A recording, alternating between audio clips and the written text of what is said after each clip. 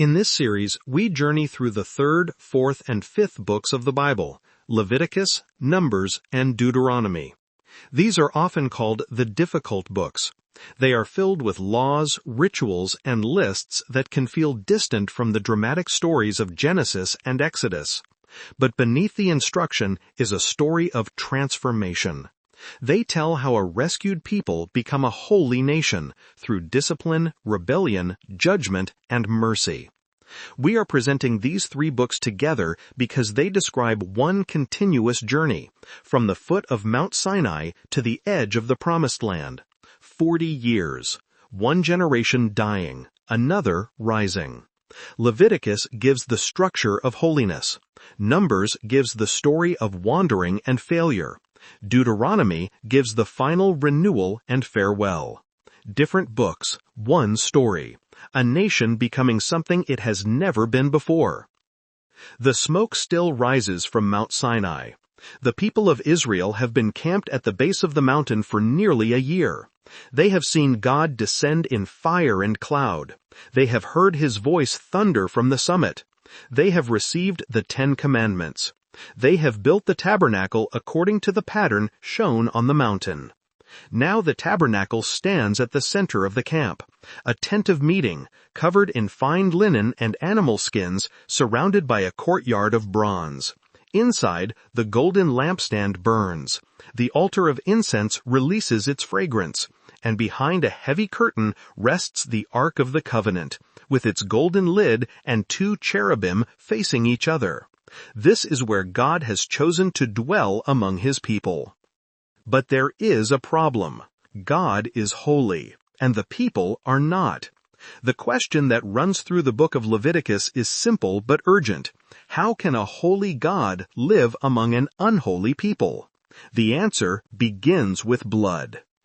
The Lord calls to Moses from the tabernacle and gives him instructions for the offerings.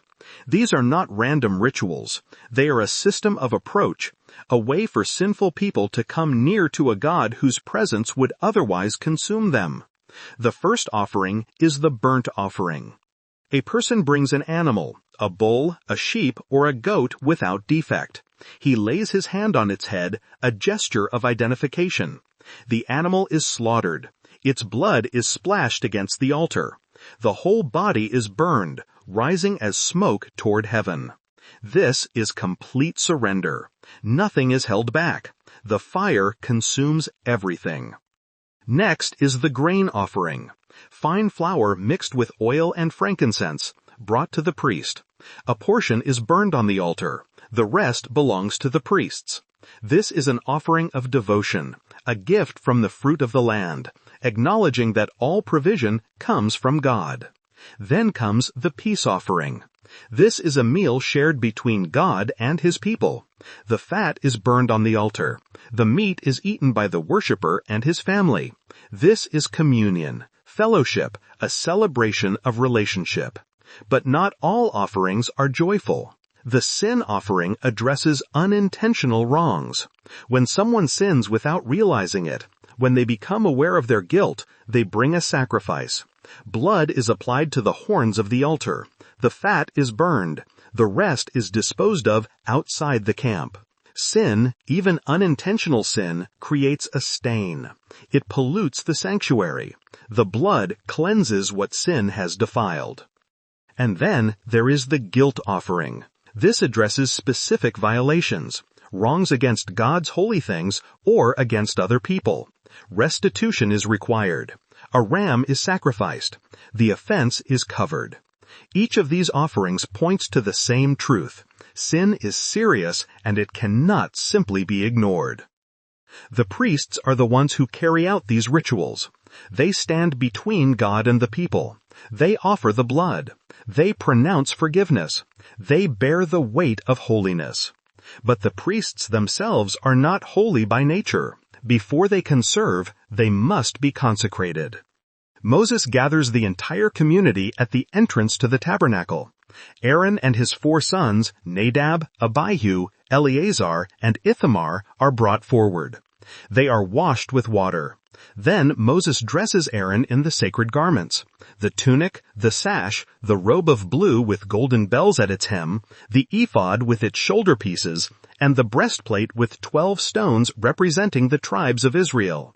On his head is placed the turban, and on the turban a golden plate inscribed with the words, "Holy to the Lord." Aaron stands before the people, clothed in glory and beauty. A bull is brought for a sin offering. Aaron and his sons lay their hands on its head. It is slaughtered. Blood is applied to the horns of the altar. The rest is poured out at its base. A ram is brought for a burnt offering. It is slaughtered and burned entirely. A second ram is brought, the ram of ordination. Blood is taken and applied to the right ear, the right thumb, and the right big toe of Aaron and his sons. Every part of their bodies is now consecrated for service. Oil and blood are sprinkled on their garments. They are anointed. They are set apart.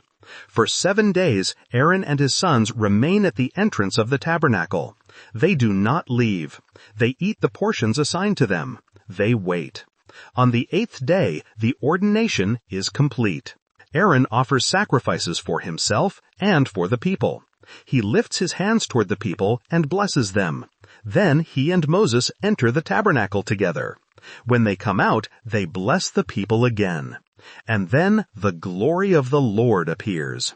Fire comes out from the presence of the Lord and consumes the burnt offering and the fat portions on the altar.